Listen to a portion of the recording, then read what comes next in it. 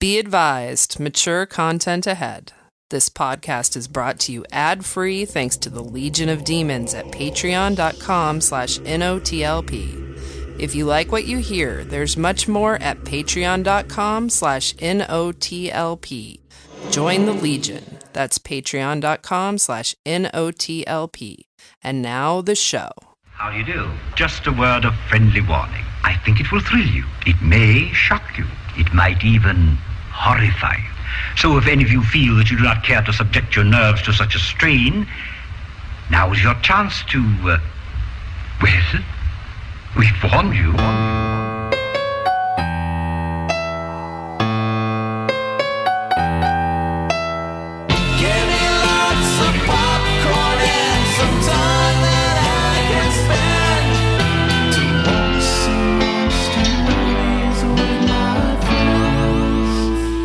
What a great theme, you know? Thank you. I can't believe you can't hear my house. I have a rock band and my dog is barking. Well, now he just stopped, but he was barking his ass off. And then there's like drums and guitars. I can't hear anything. Yeah, the only time we heard anything is when you left the room and the mic was a little closer to the other side of the room. And I think my bulk is taking up all the sound. Your beard is absorbing all the sound. I got It's right by the mic. Plus, do you have a gate? You might be gated. No, I do not have a gate on. Interesting. This is really just going straight through the Zoom. So maybe Zoom has a gate. Speaking of great themes, Zoom gate. We're doing Halloween TV specials again, which is a great theme. But also, Kelly's Pick has one of the great sitcom themes. Oh, Perfect Strangers? Yeah. Hell yeah. Did you remember all the words when it came on? I did. Yeah. Sometimes the world looks perfect. Nothing can be arranged. Sometimes it's awesome. Yeah. It's a great song. It was my favorite. I got to tell you though, Perfect Strangers, even as it was probably my favorite show for a very long time, as an adult, it has held up for me. So I do love Perfect Strangers. Any chance or excuse I can get to have other people watch it, I'm going to try. Yeah. But that's a tease. Just a little tease. Stop. Amy, you. That's right. Stop teasing me. Amy's going to review, what was it? Speak No Evil. Speak No Evil. Speak. Speaking of... It's going to be a short review then? Yes. What if I had nice things to say? Think about that. Yeah, you couldn't say them. You couldn't say them. But they're not evil. Oh. I don't think Kelly got it. I don't think anybody got it. I did. I first. No, I should have though. Miscommunication. I should have. I definitely disconnected for a minute. Yeah. So that's not your fault. You had a blip. Don't you feel like we as humans are entitled to a little screen on our chest that shows when we're buffering? Yes. What was probably happening was that was the current me being replaced. Like every so often we are like erased but replaced. Yeah. We're up, you know what I mean? Like a new iOS. And I think that's what happened. Or it's the when updates the crossover happened. between the multiverses that you exist in is happening. That's the moment when you split into Kelly Alpha 12 and Kelly Beta 7. Right. I probably died in some other world or like came or got an award or something. Something got an award for coming in another world. Yeah. That's what you get. Yeah. Oh, the cummies. I love those awards. It's my favorites. The speaking of science fiction, I know that's what you guys were doing, but Freddie and I watched the International Space Station cross the sky over our house on Monday night. That's cool. You could see it without. We had our binoculars, but you could also just see it. Yeah, it was cracking along like a little fire. It's so fast. Yeah, I did that.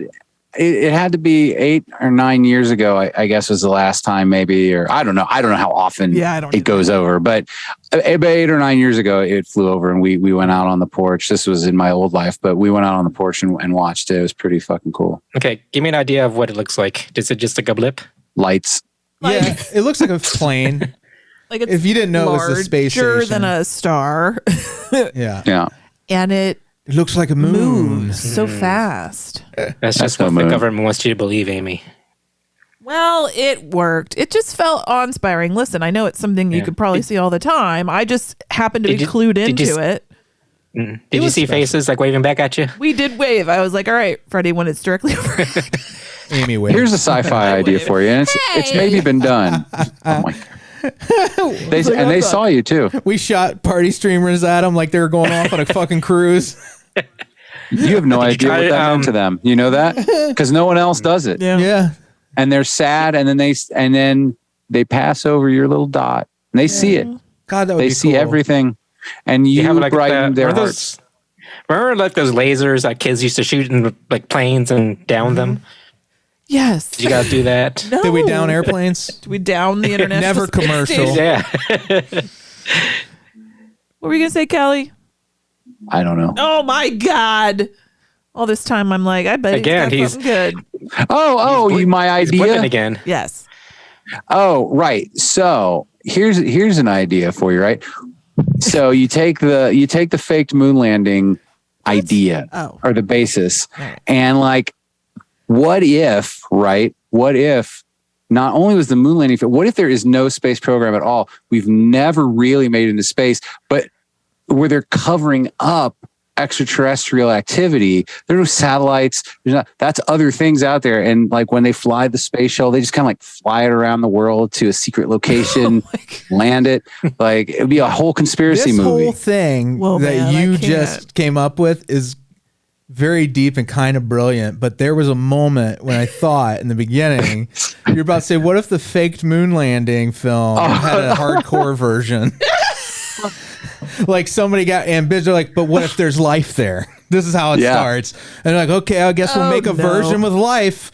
We'll make one where Neil Armstrong comes off of the little shuttle. What happens is George Lucas goes back and takes Stanley Kubrick's moon landing and then adds in all the special effects he didn't have at the time, and it sucks way worse. Yeah, that's the moon landing he wanted to make. And then they take away the original moon landing, and we don't have it anymore, and it's just a bunch of goo gus CGI frog people dancing around and screaming in your face. It's better than the X-rated cut, though. Do we all believe that we went to the moon? Arguable. I need to know. Does everybody here believe in that human beings have walked on the moon? I don't believe in the moon. I'm 80% that we did. You're only 80%. I'd say I mostly believe that we did. I'd say like that's the minimum I'll accept in my friends. I'd say my basic idea is yes, I believe we went to the moon, but I reserve a small amount of doubt. 1/5. I don't know. I don't know if 80% is accurate, but that's a pretty high amount of doubt for the reserve. Well, I have a lot of doubt in our government, in all the governments, but I will say, I believe we did, but I do reserve a little bit of doubt. You reserve 20% doubt. Is this for everything?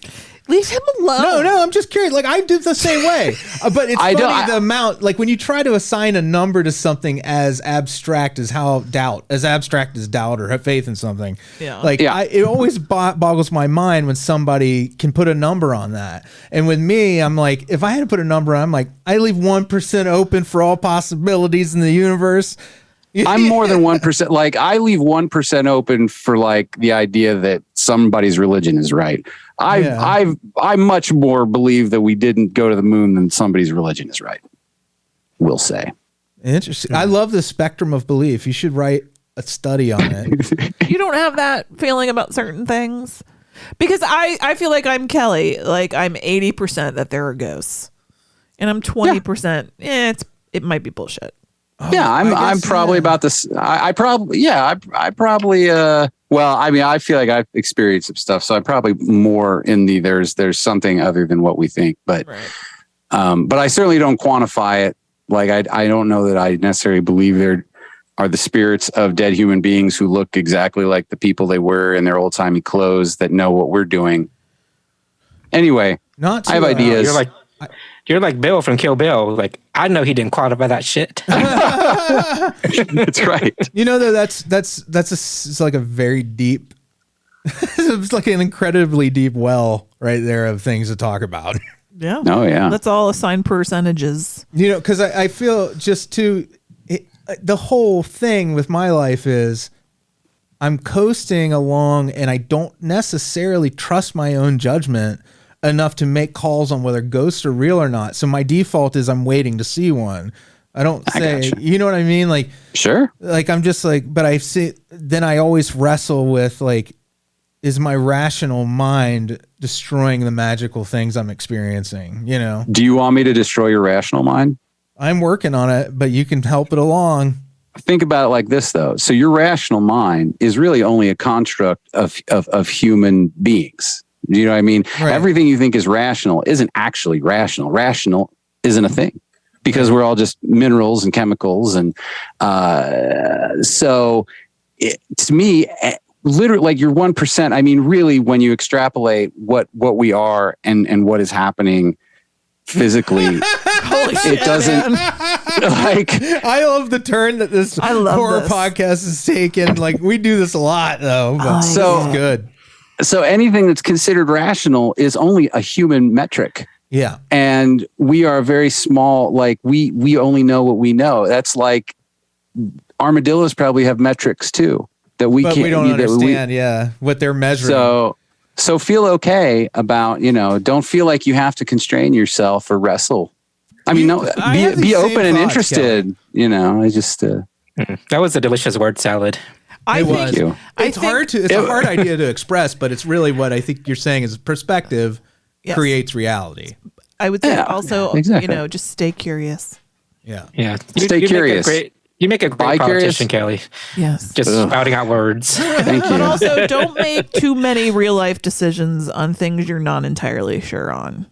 That's right. Because here's the thing. Yes. People can take that and say, well, then why should we be nice to each other? And then you have to get down to what is the purpose of your life. And for me, I mostly abide by society because I want the benefits of society and I want things to be nice. So I try to be nice. You don't have to be nice, but I like to be nice. This sounds like a Batman villain speech. Ooh, Kelley, what's your origin story?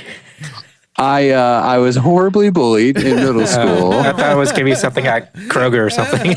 I recognize that certain constructs of your so-called society. I probably sound like a nut, but could our conversations be higher? It's hilarious. I delight in it, though. I think there needs to be a whole subreddit called like unintentional joker. Where when you start writing something, you're having like a deep thought and you accidentally become the Joker. Yeah. Well, if there's not, you should definitely make it a reality. We'll create it. Submit this. I just need to, but then people got to be looking for it. You have to be looking for it in yourself. Yeah. It's a big. Well, then it'll be more than just.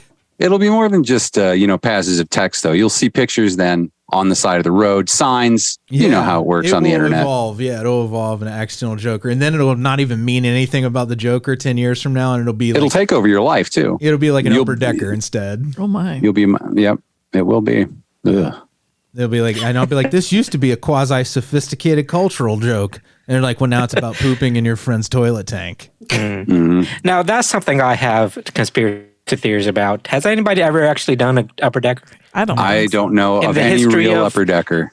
In the history of toilets, has anybody actually shit in the tank? Oh, if not before the urban legend, definitely after. Yeah. Because people were like, well, okay, so you see these, but only copycats, only legend copycats, right? Yeah, right. Yeah, where's the origin? There had to be a first upper decker somewhere. One like full ass genius. What you're asking is, did the first upper decker happen in the realm of the author's imagination, or did it happen in Chicken or egg? in the dumper's in the life, physical realm, in the dumper's physical realm? So if you have person A in this scenario, who is the guy who said, "What if someone shit in the toilet tank?" And then you have person B, who may not be the same person as person A, who did it. And then you gotta assign credit. You only have so many chocolate coins to give to each of them. So it's like Schrodinger's turd. There's a turd in the tank, and there's not a turd in the tank. That's right. Right. You got it. We won't know until we take the tank off. Until it's observed. Observed. Oh. Boson. What? So sympathetic particles. Or is it empathetic particles? We are firmly situated within spooky season. Oh, yeah. Firmly, yes. So firm. What are we doing to celebrate the high holidays? We watched X. Oh yeah. That's on my list. X and Pearl are both on my list.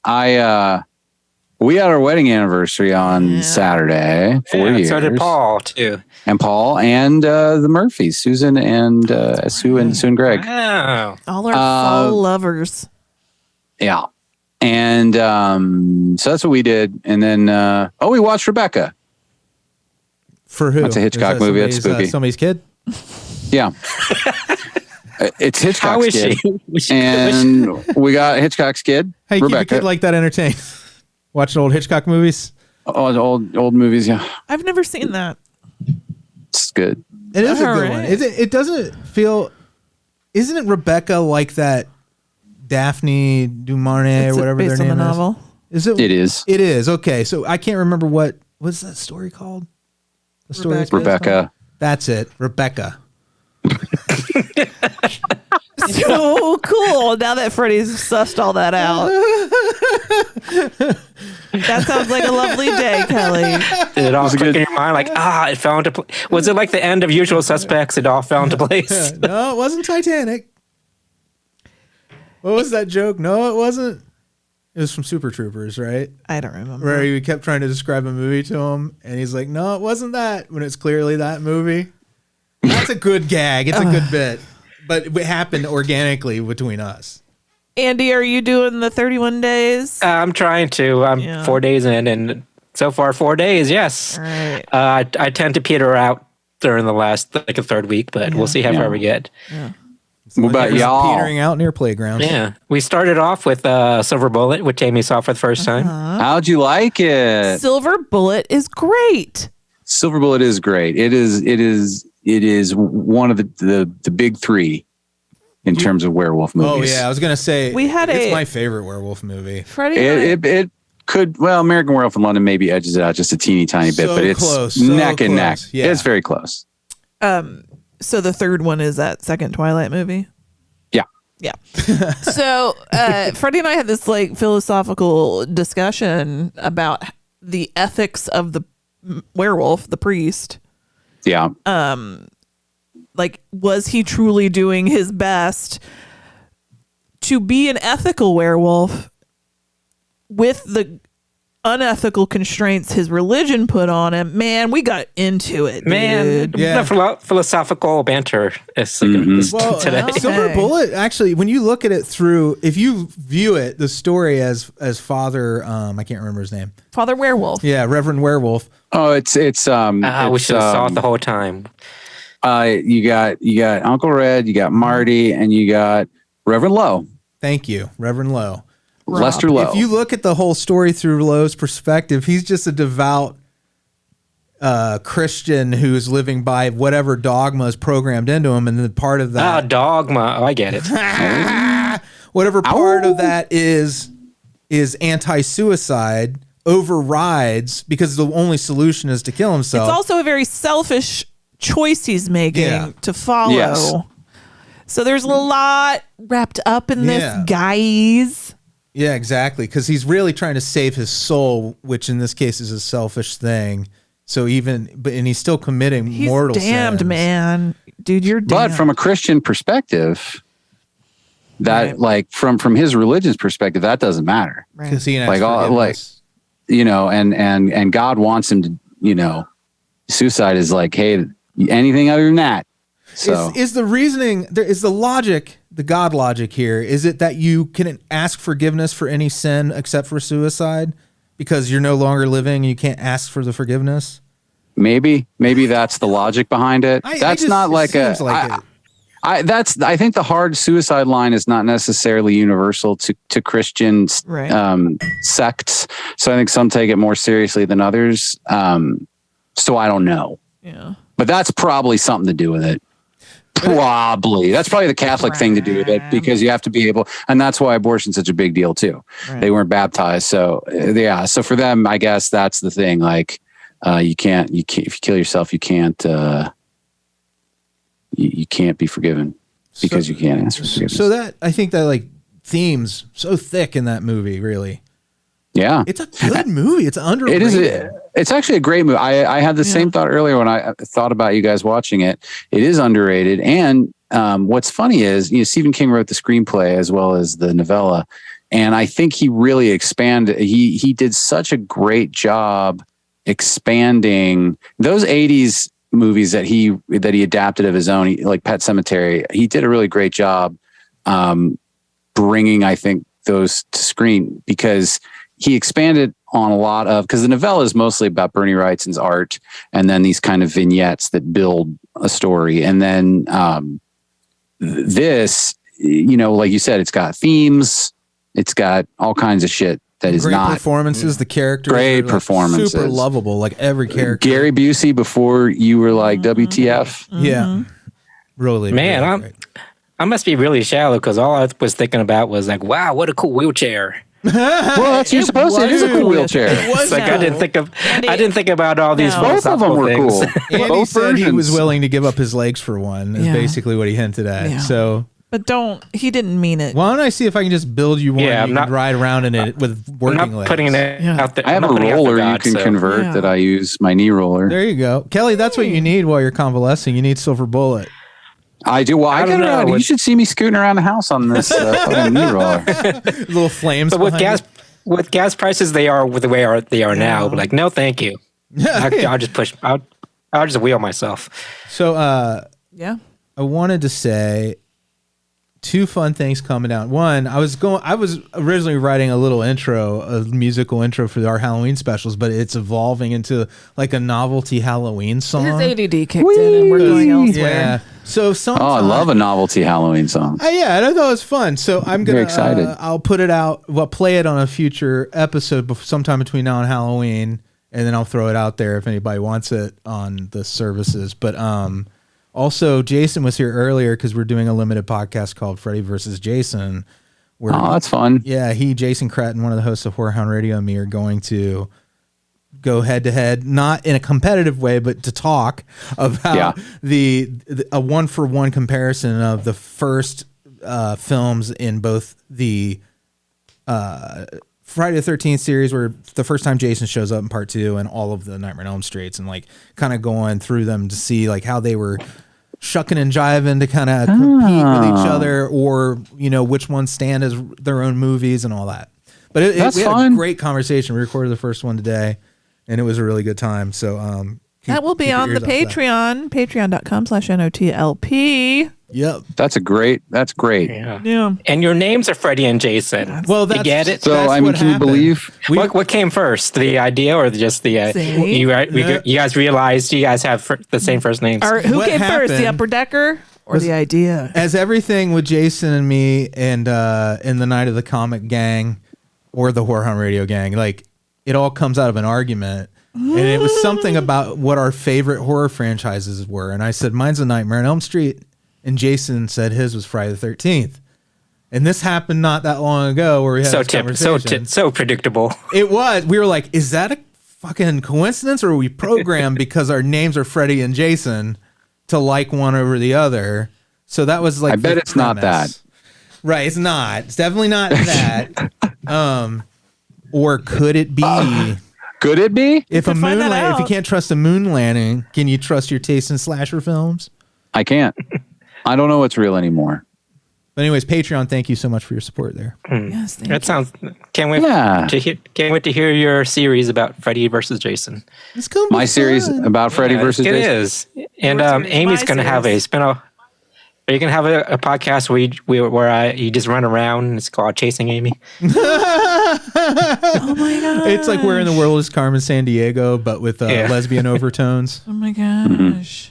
So, Amy, you're doing our Topicana. Oh Lord, you want me to tease my squeeze? Yeah. It's another thing you get at Patreon, which is a little podcast we do where one of us poses a scenario or a question. They're non sequiturs. They have nothing to do with anything. Okay, I'm gonna go with this one. I just came up with it the other night. You've been given a no spending limit. You can do whatever you want. No ethics. You get to create a Halloween party. An unethical Halloween party sounds great. You know the joke. We always say no ethics, no budget. Oh, okay. Ooh, weed Wait, what? brownies, baby. Can you say that one more time? Halloween party, baby. You're planning a I feel party. like you need to give us a budget dollar amount to fuel the creativity here, because otherwise we're going to go too big. Describe my Halloween party. Yeah. It's like if you could make Amy said if you could make a totally unethical Halloween party. No, I said no ethics, no spending limit. No spending limit. That was a joke. Okay. No, there's no budget, but like, don't be an asshole. No, because it's supposed to be a fun party. Okay. You can't like hire it's an honor Kardashians. system. Set your own limits. Yeah.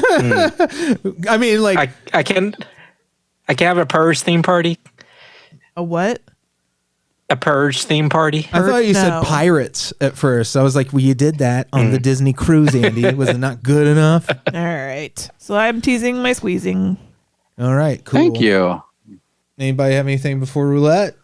Nah, brah. No. Hello, boys and girls. It's time for straight to video Russian roulette. I didn't pull the trailer because we ran long on the intro. That's not why. You forgot. Also, I forgot. It sounds more professional though when I say ran over on the intro, decided to cut the last minute decision, do it live. I should have just let you have that. So the movie is Speak No Evil. It is on Shudder. It's a really good movie. Oh shit! What? But it wouldn't have been something if I had known. If I had known, it would have been something I would have wanted to watch. I don't know what there's some brutality in it where I was like, I would not have voluntarily inflicted this on myself. Oh. But I can say that I respect the movie. It's a good movie. It has some interesting bits. Here, let me give you a brief synopsis. I'm going to try not to spoil at all. But I believe it deserves a little bit of a trigger warning or a content warning. So the story is this family, this married couple and their kid are on vacation, and they meet this other couple there because it's one of those, like, we all stay in this area and then we all eat dinner at the same time, and then we all, I don't know, things that they're Danish or they're Dutch. I can't remember which. Yeah. And I think it's Italy that they're at. Anyway, they meet this other couple, and it's very immediate that this other couple starts like love bombing them in a way. This other couple and their kid. Like this guy or the original family, you know, your main family, the little girl loses her rabbit stuffed animal. She left it somewhere on their walk, and the dad goes back to get it, comes back. The mom and the daughter are talking to this man who's part of the couple they had already met. And he's like, talks to dad. He's like, wow, you went back for that? Like, you went all the way back for that. You're a hero. You're such a good dad. Like, you know, stuff like that. Yeah. Really love bombing. Really building them up, going overboard with their. Yeah. Like, really, like, friending them. So they get back home, a little bit of time goes by, and they get a postcard from this couple, and they're like, hey, we would really love it if you'd come stay with us.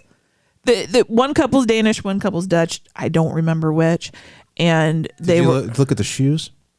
One couple's Danish, one couple's Dutch. Everybody gotta get me, babadoo. Gotta look for those wooden shoes. That's right. Thank you. The wife does what I would have done. I get a postcard from this family, and they want them to come stay. They're like, come stay with us. It'll be great. We had such a good time on our vacation. Why don't you come stay with us? And the wife's like, that's nice. And then just goes on with her day. And the husband, I think he's that dude character that's in so many movies that infuriates me.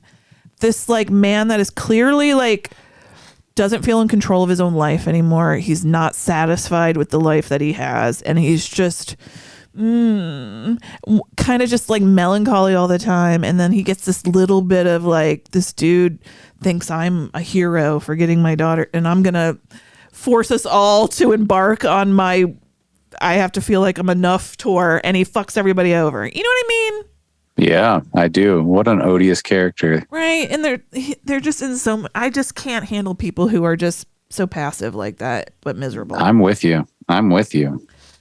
So, of course, he convinces the wife, so they go to visit this family. And then it's just kind of these moments of this couple does something weird. And, our mayonnaise main... on French fries. Right. Or, yeah. No, that's It's good. I like it. It's good. I'm just saying. It is good. I don't know what the movie thinks is weird. I think that's Belgian. Is that the same country? As what?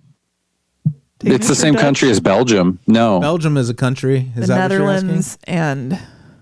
In Belgium, they're Belgian. Okay. They're belching in Belgium. So, I'm going to be Constantly. real. I don't know a lot about this part of Europe. France and Belgium, they're basically two sides of the same croissant. So weird. Holland is Dutch. Is that right? Holland. Yes. That's where the And then Dutch the beat. That's Netherlands where or the the windmills Danish. and the little dike. What is it? The boy put his finger in a little Yeah. dike. Little boy put his finger in a dike. Yep. That's what I've heard. Stop saying And that. that's how it was told That came to out. me. The porn version.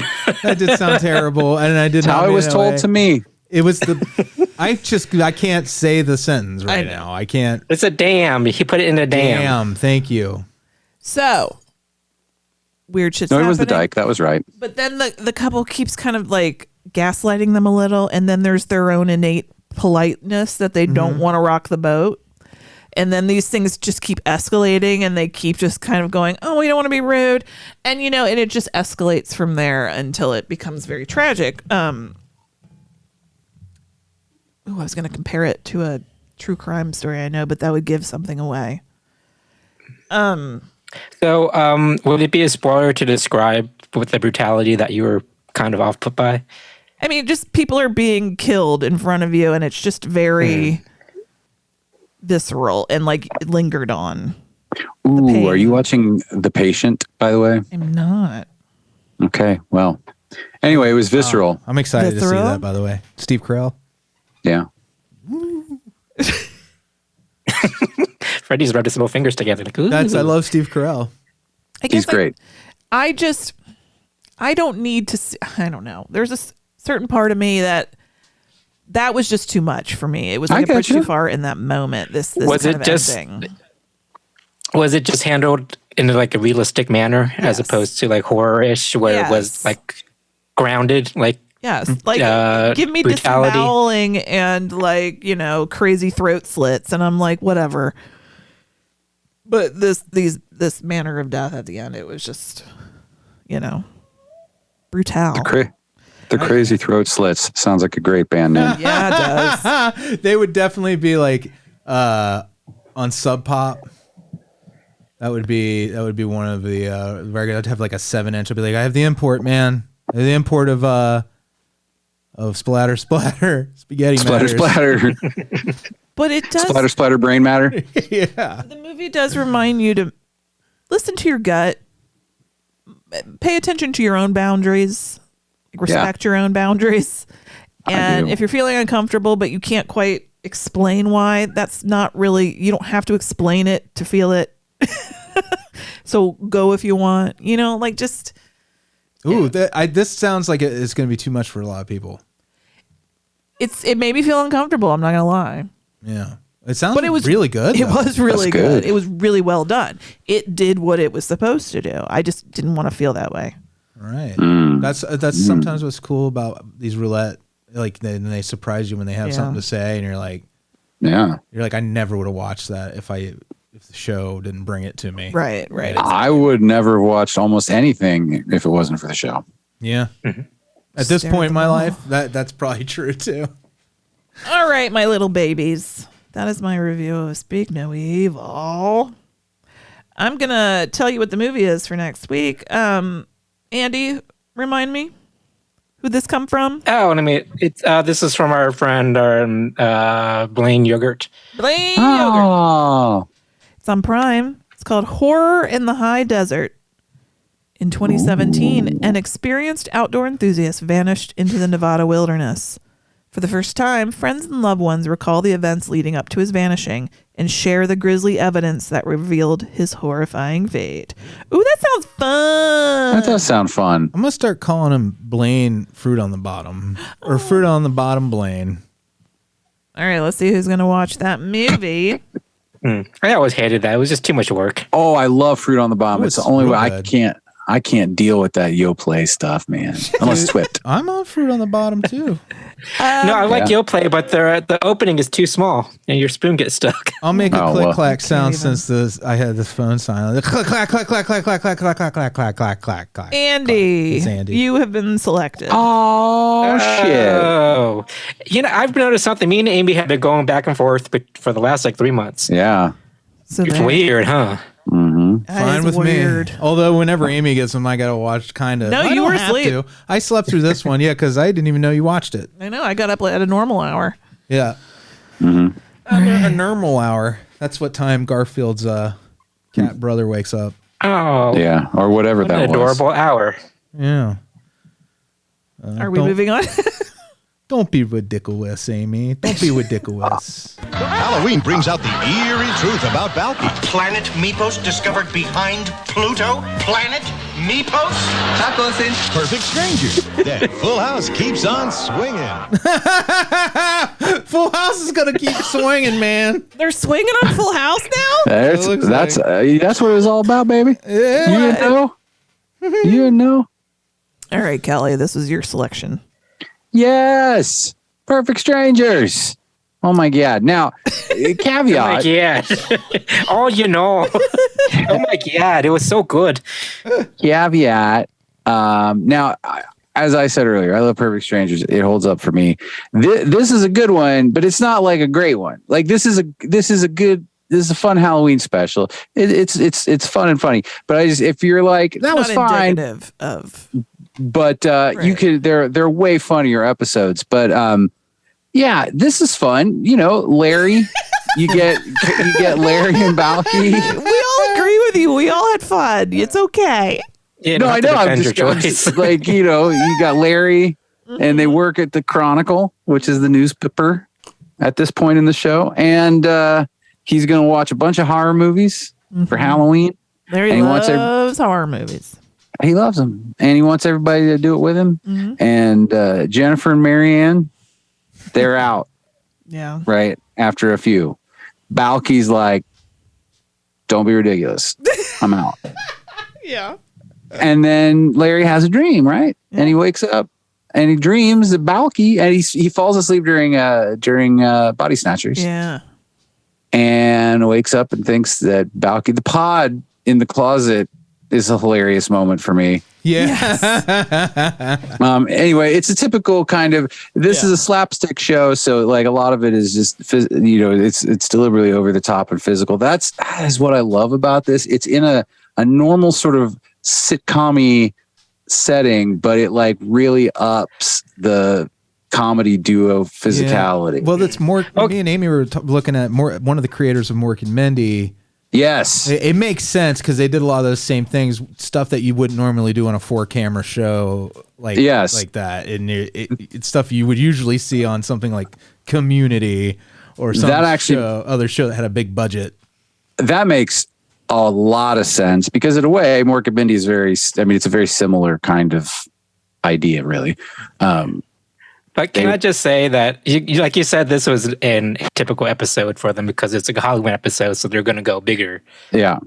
So, and like, I guess it's been so long since I've seen this, but I assume the other episodes are more toned down in terms of I would say not hijinks No, that's what I'm saying. They're actually probably more hijinky. The stories are more grounded though. But it's based in reality. It's based in reality. I mean, it's like if you had only seen the Family Matters Halloween special, would you think that all of Family Matters was like that? Right. Let me give you an example. Like I'm talking about how the performances. Yeah, I got you. So over the top. No, it's always like yes. Because I have to say I was kind of exhausted by the end of this episode because I think the cues were just more, bigger. That is the trademark. I enjoyed it, but it was at times a little much for me personally. You should watch the one where they're going to play on the baseball, like they're playing for Mr. Twinkus. I think it's Twinkassetti's. It's either Twinkassetti's or Gorpley's baseball team, and like Balky's no good, and like Larry is the coach, and he has to keep him out of the game. It's very big, it's very much Abbott and Costello. It's big comedy. This episode, and I was a fan of Perfect Strangers, but this episode also, I had the similar thing, Andy, where it was almost sensory overload. And I was just kind of like, wow, this is not like it seems like an outlier for me in my memories. Yeah. Well, of Perfect was Strangers. this paired with? Was this part of TGIF? Yeah, this was like the first. Yeah, this was the first because that makes sense version of TGIF. All the shows on TGIF were kind of big like this. Our network's new. Who gives a crap? Wednesdays. I think it was geared toward like a young kids that were younger home audience. On Friday. Yeah. And their although I parents think were stuck with them. It was Family Matters initially paired with it. I think I want to say it started on Tuesdays and then moved to Fridays, and then they built TGIF around it, and then eventually it went off, and then the rest of then Family Matters kind of took over the prime spot, or Full House, one or the other. But anyway, were they swinging? They were swanging. But it's goofy, very silly. It's a lot of silly Halloweeny stuff. I love the big pods. It's fun. Yeah. It does. It reminds me of a time when you could do what they did. There's value in, like, for me, going to these old sitcoms in the episodes that are not like that wouldn't pass muster now, because they take chances in weird places. That's because so many things were just left in, because they always justified it by being a dream. Or a nightmare, in these sitcoms where they're like, how this is our one time a year where we get to write something where the sky's the limit. Like for me, I do like revisiting that. I don't think it would happen very much now, especially on a 4-camera sitcom. I don't think anybody. Not unironically, it would be, my favorite bit was the newspaper. So, Larry thinks, Balky's actually an alien now, and he sees like a newspaper headline when he's at work that says like Planet Meepos discovered or whatever, and he's like, Balky, here's the proof, whatever. And then Balky says, what are you talking about? And he looks at the newspaper and it says something completely different. He really does. What's that frog's name from Looney Tunes that always dances? Michigan J. Frog. Michigan J. Frog. Hello, my baby. Hello, my baby. That's what's happening throughout. It's literally Balky is the perpetrator of whatever funky shit's going on, but also the one denying. He's gaslighting Larry. Yeah, completely. It's very just like flagrantly. Do you ever think that this is like he's been gaslighting Larry for the entire series, and that's why he always says, "Don't be ridiculous"? That would probably that's the dark universe. Yeah. So you think Perfect Strangers. Balky had a long con going on? It was. Yeah. What was his end game? Even cousins. Wasn't even from Meepos. He's a total artist. Also, just as a way of also furthering like a lot of the large stuff, like Mark Lindbaker is a long time Broadway performer, like that, and of course everybody knows Bronson Pinchot's sort of acting history previous to this. So it's like, I think that's what they were really looking for. So he's acting for the background. That's right. Well, yeah, even though he's on TV. By the way, sorry, go ahead. I was just going to say Cousin Larry. What's the actor's name again? Mark Lindbaker. Mark Lindbaker is on the U.S. version of Ghosts. Oh, yeah? Yeah, and he's good. Does he look the same? Really good. He is great. He's a great actor. Yeah, he's really, really good. And it's a different kind of, it's still that elevated kind of comedy, but like it fits right into what they're doing, and he does a great job with it. He's really talented. Yeah, he looked the same because he looked old even in his 20s. No, he looks pretty old now. Yeah, he has like gray hair, but otherwise you'll recognize him. He was in an episode of The Good Wife as a judge. Yeah, did he allow it? Good Wife, your favorite show, Kelly. I love Kelly's in his Good Wife era right now. Well, because we've kind of paused it. I forgot to say we're also celebrating Halloween. We're watching Halloween Wars. Like we're going through and watching a bunch of Halloween Wars. So that's kind of Halloween Wars has supplanted The Good Wife a little bit. But I will say that the gag of the Meatbopians taking over and wearing the vests, it kind of went over my head at first because back in the 80s, everybody wore vests. Yeah. And I didn't realize that they were going for a gag where like everyone had vests. People from Meepos, where like that was indicative of the Meepopian culture. This goes to show you, like, the Meepiots, through the goggles of current times, how weird the 80s look is that you wouldn't even know it was weird that everyone was wearing a vest. Unisex vest. That was a big thing in the 80s. Yeah. And 90s. Two people dressed at all similar and now beyond is suspicious. Yeah. Like the standard is completely flip-flopped, where if you want something to look weird, have any two people dressed the same. Yeah. And back then, if you wanted to look weird, you'd have one person who is dressed unlike everyone else. Yeah. That's where we're at culturally, man. Sometimes the world is perfect. It was fun to revisit this. I haven't watched this since I was a kid. So. Yeah. All right, you ready to move to the next one? Yeah, I couldn't binge this. I couldn't binge this series. I have to do it like an episode here and there. Yeah. Yeah. Yeah. Because I would just be, it would probably age me really fast if I binged it. It's full of joy. You ever sandwood, right? Where you have to, depending on what kind of thing you need, you have like the rough sandpaper to really get the grit off. Yeah, it like, depends. I have to be in a mood. Grit. Yeah. Yeah, I have to be ready to watch this. You have to be a little prepared. Like, you either have to be eating like breakfast cereal in your pajamas, or you have to be completely and totally blitzed out of your mind. Yeah. Or both. I mean, don't get me wrong. Like, I had a lot of fun watching it, but it's a sometimes show for me. I gotcha. Sure. He gotcha. Makes one airline fly higher than all others? We like to think it's service. I'm going to take your briefcase and put it through our special scratch remover. Even the in-flight cuisine must be perfect. There's one thing I can't stomach. It's when you take a bite of chicken and a big old vein comes snapping back at you. Wings, NBC Thursdays. Something funny's in the air. Something funny's in the air. I farted. Yeah, I bet you did. Wow, Wings was must-see TV?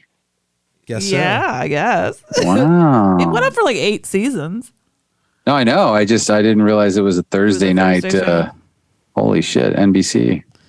So this was my selection. This was season 6. Yeah. The Wax Man Cometh. Because I recently finished my Wings rewatch, and I just enjoyed the shit out of myself. And there's a couple. Okay, quick question. Oh, yeah.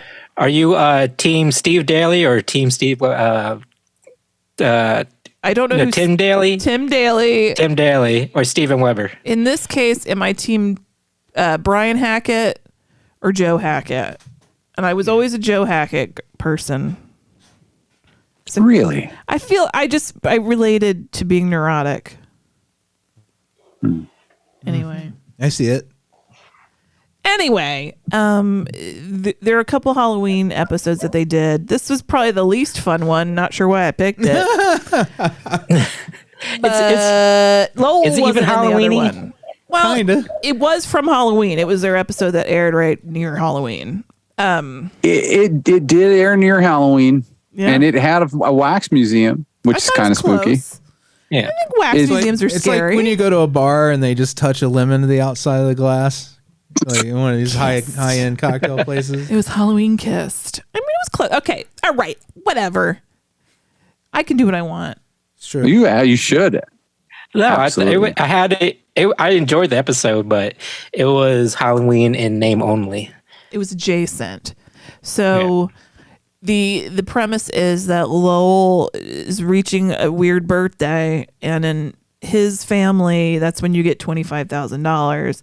And he's like, gee, I wonder what I should invest it in. And then he buys a wax museum. Which is kind of Halloween-y. Thank you. Yeah. And the episode is about everybody visiting said wax museum, and then the wax museum is burned down. Oh, and it was his 31st birthday, October 31st. 31st and a half, but you know. I love Lowell. Lowell is one of my favorite characters from the show. He's one of my favorite sitcom characters. Arguably, he's the Urkel of the show. He's the Urkel. He is the gimmick character. Is he? He's the he's the data. Is he like Woody or He's more Rose? Woody. From He's Woody. Okay. Yeah, He fills the Woody and that these are the Cheers writers. So they had done this twice before. Excuse me, with Coach who then died. And then with Dauber. And then Woody, and then Lowell, and then Dauber. I think might have even been some of the same writers. Isn't that weird that you have to have one kind of... Sorry. You have to have one kind of... like a doofus. You have to have a doofus character. Like a lovable doofus. Yeah, they have to be like kind of the Jiminy Cricket, where they never do anything malicious. Immoral. Yeah. So Tim Daly's kind of like the Ted Danson character, basically. Yeah, I mean, the archetypes, they reuse all those same archetypes. Yeah. Well, I would even say that it's a little different. Because I do feel, I feel like these are all very much your ensemble sitcom archetypes. You got your uptight, that's your Tim Daly. Yeah. you got your pussy hound. That's your Steve Weber. Who's also usually the laid back dude. It's the laid back kind of cool dude. You have your and I'm not reducing her to this, but I feel like writers, you have your love interest who is usually a spunky gal, and then you have to build. It's not exactly a love triangle, but in all of these, you have a couple who is sometimes a couple and sometimes not, and then who is friends with both of them, or in this case, family to one, friends with another. And sometimes they might have a weird little chemistry, but it doesn't last. Anyway, so you have those characters. Then, so I said the the spunky gal, by the way, Kelley. Also, I feel like part of that trope is they feel they are above whatever station they have in life and have some sort of big dream. Yes, spunky. Yes, exactly. So you got spunky gal, and then you have your quirky, you have your Lowell, which is your Woody, as you guys said. You have your... Ooh, Kelley's breaking up bad. Ooh, we ain't getting shit, brah. He's breaking bad. No, he's right. Like it was a very formulaic thing through the 80s and 90s. It's a good formula. It works. 2010s. And I mean, I think obviously it's that whole kind of sitcom, it doesn't really exist anymore. I think it does. I think what happened with just because you're the last person, they got clandestine kind of with it, with like The Office kind of, I think, changed a lot of that, where those same traits are there, but they're writing them differently. They're hiding them from you until the time is right for you to have that. No, I would think The Office is a lot more traditional than what I'm thinking of. Like what I was thinking, like Superstore, any workplace comedy, I think is pretty similar. It's true. Is there anything the equivalent? Wings. So back to Wings, because that's what we're here talking about. Fucking Wings. Think about Faye. For later. What I want to talk about equivalent Faye. She's the lady who works at the ticket counter at Sandpiper Airlines. I think that actress is amazing. Best next to Lowell. Actually, I think she's even better than Lowell. Like, because she has these shady moments in every episode that are so funny that and she just kills the delivery. She's very much like B. Arthur. Yeah. I forgot how big this cast was. Yeah. I assumed it was just Christopher Bernard and the two brothers and Thomas Hayden Church. I forgot that Tony Shalhoub was in this series. You got Tony Shalhoub. You have Roy and Faye. You know, it's a powerhouse kind of show. The redhead. That's John Ritter's wife, isn't it? Yeah, Amy Asback. Yep. Yeah. Yeah, she was really good too, and they're all funny. Is the thing, like, there's nobody who doesn't get a joke in here or there, and it works for every one of them. Yeah, like, you know, there's fun little bits. Like Casey, Amy Asback's character, she thinks she's going to like the opening of like a fabulous museum, not understanding that this is just not dumb. Lowell's dreams are not dumb. Like a weird little wax museum. So she shows up in a gown, and then she looks over and she realizes, who was that in the same gown? What was the wax figure? Oh, it was Ava Gabor. Yeah. I'm amazed that I remember that. I mean, I just think I picked it because, yes, it was their Halloween episode, even though it wasn't overtly Halloween. But I do think wax museums are spooky. I have been to a couple in my life and find them very disconcerting, but like fun. Spooky. Yeah. And I just love the way he handled it in his character way, where he just threw these these different wax figures all together. He had the Ricardo Montalban figure thrown in with the president's. Yeah, sure, why not? And that's just so, what's the character's name? Lowell. Again? Lowell. That's so lowish. That's so low. I love that it was Ricardo Montalban, and he looks so good. Yeah. I'm gonna try something while you can keep talking, Andy. But I'm gonna try calling Kelley because Kelley got kicked out. And I was also amused about the joke where Tim Daly and Crystal Bernard were having sex, and the guy was just watching them for forever. Roy watched him do it. Hi, Kelley. Hi. Can you hear us? Okay. Can you hear us? I can. Cool. Hi. Yeah. I figured I'd just do this because it looks like you were having a problem with your signal. Yeah. What was that? What it was? It just like because everything went bananas. Yeah. You looked. You like froze up, and we couldn't hear you, so we just ignored you and went on. So to summarize what you've missed is in Wings we were talking about the Ava Gabor wax figure and how her that and John Ritter's widow had a moment. Oh yes. That's a weird way to phrase all of that. Yeah, I don't know why you went. That's the way my brain reconstructed it. Amy Yazbek. Yes. Yazbek. So okay. At what point did Farrah Ford come into the series? She was like third, fourth, fifth, maybe, or third or fourth, somewhere in there, and then she was out. Okay. Who was in and then out? Farrah Fork. Oh. Farrah Fork. Don't you Who's know? Farrah Fork? She played Alex. Man, I just watched this show, so you're just gonna have to deal with me knowing this shit. She was the love interest for Brian, but it didn't work out, and he was really bummed. Oh yeah, no, she passed away. She did recently. Was it recently? I thought she just died young.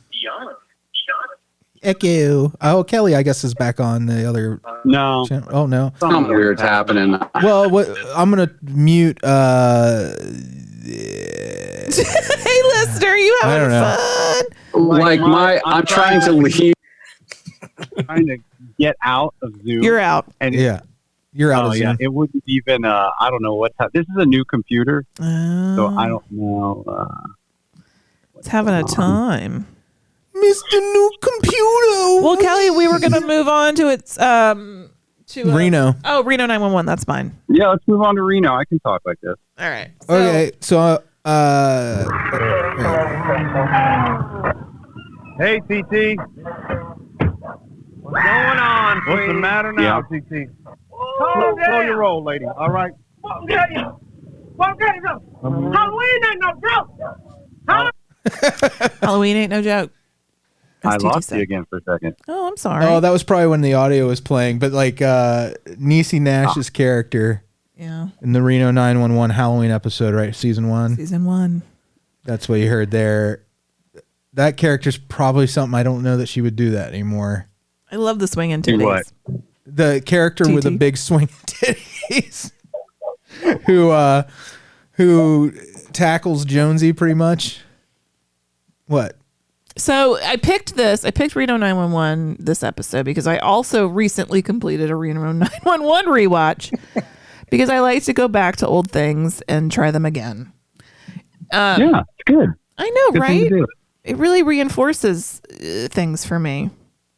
But this episode I thought was fucking hilarious. The things about Reno 911 that I love. It's absurd. It's fucking Carrie Kenny. Yeah. She's everything. She's pretty great.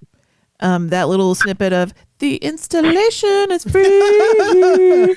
I love that. It's great. Oh, the little turtle character. the ad. Yeah.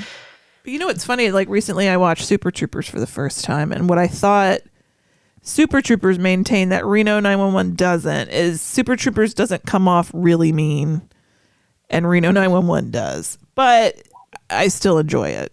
It's still funny. I mean, like, for me, there, I will always have a place for mean spirited comedy. Sure. Well, it's okay for I can take the meanness in Reno 911 because they're all buffoons and they never really get what they want either. Right.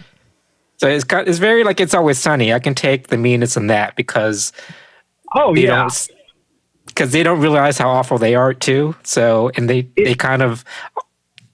always come out losing in the end. Yes. Don't you feel like? feels Oh, I'm sorry. like- Go ahead, Kelley. I would say we would say it feels like the same universe. Really, I feel like those. Yeah. I feel like characters in both of those shows could coexist very comfortably. Yeah. Two, when you think about like, once you have a character who is self-reflective, you're not in a comedy anymore. You're in a drama. You know, like I feel like that's kind of the thing where you're like, oh, okay, they're guilty about something. They're feeling guilty about it. That's never funny, really. I mean, it takes a lot of zhuzhing to turn that into comedy. Yeah. But it can be hilarious if in the right hands. Like Sonny can do it. They can make a character feel guilty about something and bring it full circle to where they're despicable again. Oh, for sure. And that's great comedy. And that's like Reno 911 to a T is like they don't even bother ever bringing them to the point where they reflect on themselves. Not a single character, really. Yeah. They are a little bit more, So, were any of you upset it was a cliffhanger? A little bit. No, because I used to watch this. I have the DVD series on still, and I knew where it was going, so I wasn't upset that there was a cliffhanger. I mean, the basic premise is it's Halloween night, and it sucks to be a cop on Halloween night, and it just goes through all the shit going down. Turns out the whole Reno police department has been TPing Trudy's house every year, which is not nice, but she's crazy. And then then they fool everybody into thinking that Jones is dead, and they get all the way to the fucking morgue, but then it's great. It's the level of one-upsmanship, because you watched when we talked about Cheers, because it's like the gold standard for sitcoms, and Cheers had this running gag with their Halloween episodes with Gary where they would prank each other. Yeah. And then I feel like the Reno 911 got all the way to like a grave, right? Like a cemetery. Gary eventually died. Like he faked his death. Went and dug him up. But they do these. Yeah. They do these gags, right? And in Cheers, it's always kind of ha ha on both sides. Everybody's like, "Oh, you got me." But on Reno 911, I think they found like another dark layer under that in this episode that is super hilarious because of how dark it is. Where they're like, these are the playful pranks that we play on each other as police. And then it goes through basically leads to a fucking massacre. The ramp up. The ramp up. Yeah. And I have to say, Reno 911 is the perfect amount of improv for me. Because all the on duty scenes where they're arresting people, each of those segments are a couple minutes each. Mm-hmm. And that's the amount of improv I can take at one time. Yeah. You're silly. And like they're interspersed with like scripted scenes and everything. So it's a good balance. And the people that do the improv are so good at it that it's like seamless. Oh yeah, definitely. Yeah. Wendy McClendon Covens for Halloween. I changed it. Oh yeah, I like it. I love her with the kids, teaching, giving them bad advice and teaching them all this horrible shit. Yes, she might be one of the most interesting characters in the little bits that she threw into that improv throughout the whole series, where you kind of like wonder what's going on with that character's background. Like she's got a layer of depth. Yeah. Well, it's kind of like a Meredith from The Office kind of situation. Like not the same track, but like kind of that same, like, you don't know what fucking crazy shit must go on. You know what I mean? Yeah. Yeah. I love that. You feel like there's a whole nother sitcom happening that you don't see. Yeah. There are other gods and goddesses. That was fabulous. Did you want to move on to the last one? Anybody have anything else to say about Reno 911? No. All right. Kelley, you might cut out again for just a second. Yes, there were passionate sounds of lovemaking coming from the bathroom, but it wasn't me and Dee. Damn it. I was hoping I wouldn't have to admit this, but I guess I have to tell you. Okay, here goes. I was in the back of the bar when the commotion began, and I heard Charlie cry out for help. He was about to get his ass kicked by that giant dude. Max, help me, please! I need... Anyways, that sound quality was terrible, but you got to get the gist of what's going on there. The setup is who got Dee pregnant. And that scene is Charlie Actually, no, this is Mac's recollection, right? Where he's like, Mac, I need you. Yeah. Yes. Yeah. So it's just a scene from the episode. So Kelley, why'd you pick it? Why did I pick this? Because it's great. It turns out we'd already done the Maureen Ponderosa wedding. Mm-hmm, mm-hmm. And because I wanted to do a sunny Halloween episode, and this takes place during a Halloween party. Yep. And this is also one of the first episodes that introduced me to the show. Oh. So I have also a special place in my heart for this one because I did not understand. I didn't understand what the characters were. I didn't understand exactly. I mean, I kind of had. This is not the first episode I saw. The first episode was the first episode. But anyway, so I just thought this would be a fun one, especially because it is such a ridiculous premise. And you get a ton of recurring characters who are like some of the best parts of the show. Artemis is always like the best part of any episode. Yeah. And I think my favorite line of all from it's across all seasons of It's Always Sunny is when Artemis and Dee are in that bar trying to hit on men, and Artemis is like, I have a bleached asshole. Artemis is awesome. And just that one line like, just wraps up her. Find out anyway. Yeah, and that just one line just encapsulates her character so much. And like you said, like these are my favorite episodes when all the recurring characters are thrown together, and you just get the history of the show because there's so many backstory with each character. Mm-hmm. Yeah. It's I wish I love that Artemis kind of got to do a different kind of role on that spinoff, the whatever it was, the grown up, the elderly people, which it was the retirement home with Vicki Lawrence that Charlie Day did, and Artemis was like the boss of the place. But I missed her on Sunny. I feel like I want that more of that familiar in the bar stuff with her. Yeah. Like the Ireland stuff was cool and everything, but I'm really craving, we've been rewatching the whole series, and I'm really craving a return to this level of silliness. Oh, yeah.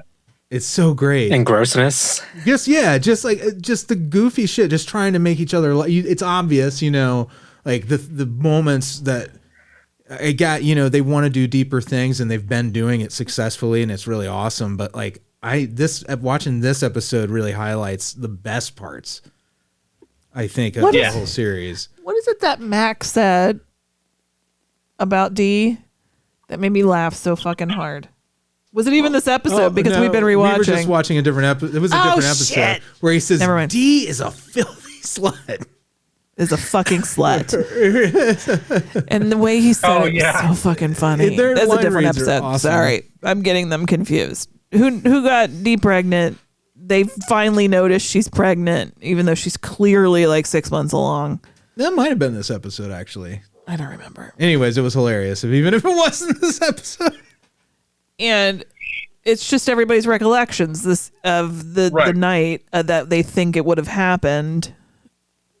Because she tells them it's one of their babies, like one of them did it, which is horrific to think. And she's literally, and again, because we've watched so much stuff, we've been watching their podcasts on YouTube about writing the episodes, and it's really fun. But they haven't done this one yet. But in this episode, this is the one where in the reenactment of it, Dee is literally like an emu or an ostrich. Yeah, an ostrich. Well, because they carry the bird joke through to like a crazy level. Sometimes too, I think like it's almost just from watching the podcast, I feel like sometimes it's a reaction because like it feels like sometimes an actor does, and they're very candid about it, gets frustrated with the direction a character might be in or a joke. I can totally hear Caitlin Olsen saying, are you guys going to come up with something other than bird? And then being like, not only are we going to keep doing bird, but we're going to plus it times 10. Yeah. But make it funny, and it was. Well, like to that point where the fact that they brought in. Somebody has Sorry. to go. Oh, sorry. No, just the fact that they brought in an actual ostrich for maybe 10 seconds of screen time. Yeah. Was it a real ostrich or was it digital effects? I think it was a real ostrich. Could have been a puppet. But I just love the fact that it seemed really real. But in my mind, I like to think that they actually got a real ostrich just to, drive that joke home. That is pretty great, though. Yeah. And she gets progressively more bird-like through each story they tell. Yeah. I didn't think about that, but you're right. Like it does build on the other stories, doesn't it? Yeah, because she progressively gets more feathers and starts squawking more. So here's my question, Kelley, Andy, Freddy. When this first aired and you first watched it, were you like, wait, are they really doing this? Are they really making Dennis the father? Were you no, sure? Because or not? I always felt they had a weird, gross relationship. I accept any and all. Like, Alise, the boys had been watching this for years, and then Alise really introduced this to me and kind of gave me an idea of what, it was sort of an anything goes. Mm-hmm. It's actually less anything goes than I even initially thought it was. But so I was ready for it. Like, I was like, oh, it's like that in that family. But I like the idea. What I love about it is that it freaked them out, but like the idea wasn't like, oh, that could never happen, or like I'm gonna go and kill myself. Like it was just like, oh man, that's fucked up. But very, very plausible. Yeah, indeed. It was a moment, and I definitely had that across my mind where like, how dark, what is the limit? Yeah. What is the limit? What's the line? Yeah, and they don't have one just because they didn't do it this time. True enough. I don't think they have any boundaries. It's whatever gets the biggest laugh is going to end up on their show, and that's why it's so good. Yeah. Yep. But regardless of, even if it would make sense, even if it turned out to be Dennis's child. Yeah. You're right. It's not outside of what you could expect. There would be so many jokes they're kind of shooting themselves in the foot at this point by not making Dennis the father with the amount of joke material that could come out of this. Like, who knows, like, if they'll revisit this, I don't think they'll ever revisit it. And go darker. No, they don't really revisit very much other than gags, I think. It doesn't feel like they revisit major storyline stuff. I feel like this is such kind of a throwaway. Like, I think there's some things they'll definitely come back to. And what's funny is they could definitely come back and talk about this episode, I feel like. But I don't think they would dive back into it, as like something they'd resurrect as a plot. Right. Fucking McPoyles. Oh, Jimmy Simpson. I mean, but all the McCoyles are great, but Jimmy Simpson he just so gross. He inhabits that. I love that man. I think he's one of the better actors, and he can play across the board gross to like super engaging, like leading men characters. He's really, really good. Well, fantastic. Are we done here? Yeah. Yeah. I sent you guys one of my picks for next time. Ooh, do you want to tease? Yeah, I've fallen in love with Tacoma FD ever since I found out it existed, which was recently, and it's over already. So sad. But I chose an episode from that called Nightmare Manor, where the crew, if you don't know, Tacoma FD is a sitcom, workplace sitcom about a fire department by the Super Troopers guys. And this episode is where the fire crew has to respond to a fire in a haunted house. So I think it's probably pretty funny. There shows a lot of LOL moments. Do you know what you're going to pick, Andy? I have a vague idea, but you know me, I was leave to the last minute. Will remain a mystery until next time. All right. So at the end of every show, we always say hi to our Beelzebubs. Patreon.com/NOTLP if you want to be one. Alyse. Yeah. Baby. Sorry you got scared by a drain clown. Okay. Who? Alyssa. Oh, you said Alise. Lynn Walsh. I'm hungry. Alyssa. Hey, Alyssa, I'm sorry you got scared by a drain clown. And Alise, I'm sorry that I thought I heard Alyssa. But the truth of the matter is, I got chimichanga ingredients waiting for me, and I'm not thinking straight. Branan and Emily. Hey, y'all. Jeffel. Gonna fry up them chimneys. Dustin. Iona Goodwin. Great one. Dr. Brian. Attorney at medicine.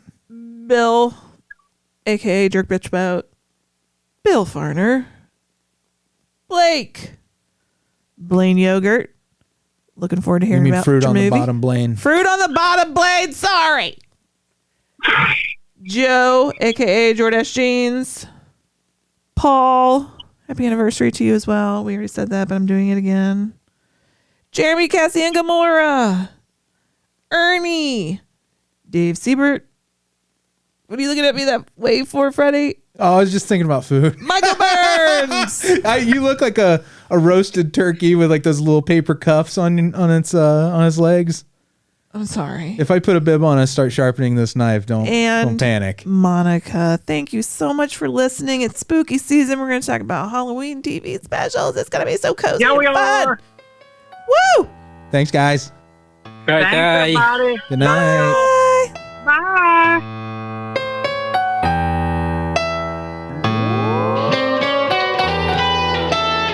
Frankenstein was wondering if he should go to bed when his old buddy Leatherface put on Dawn of the Dead.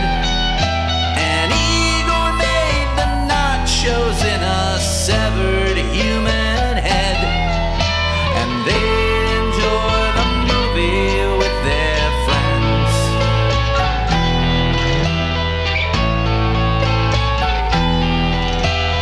David Kessler walks the streets of London